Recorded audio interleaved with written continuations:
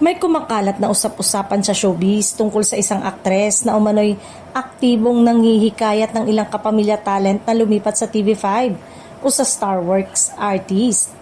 Ayon sa mga bulong-bulungan, tila may mas pinalawak na papel na umano ang aktres ngayon, hindi lang bilang performer kundi pati na rin sa paglapit at pag-alok ng management opportunities sa ibang artista.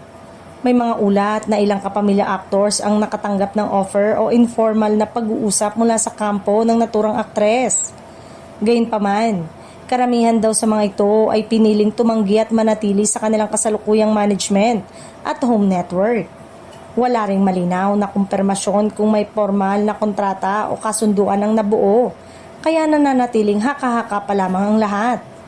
Sa industriya ng showbiz, hindi na bago ang ganitong uri ng galawan lalo't ngayon mas bukas na ang collaboration sa pagitan ng mga network tulad ng Kapamilya, TV5 at GMA. Marami na ring artista ang lumilipat-lipat ng proyekto depende sa offer, schedule at mas magandang oportunidad.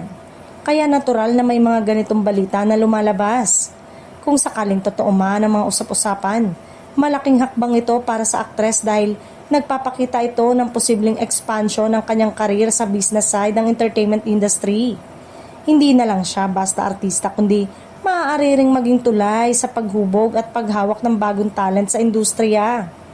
May ilan ding nagsasabi na maaaring bahagi ito ng mas malaking plano ng aktres upang mas mapalawak ang kanyang network at influence sa showbiz. Sa ganitong setup, mas nagiging mahalaga ang koneksyon, tiwala at credibility lalo na sa talent management world. Gayunpaman, hanggang walang opisyal na pahayag mula sa kampo ng aktres, sa mga artistang sangkot o sa mismong management na binabanggit, nananatiling chismis at espekulasyon pa rin ito. Mas mainam na hintayin ang kumpirmasyon bago magbigay ng final na konklusyon tungkol sa issue.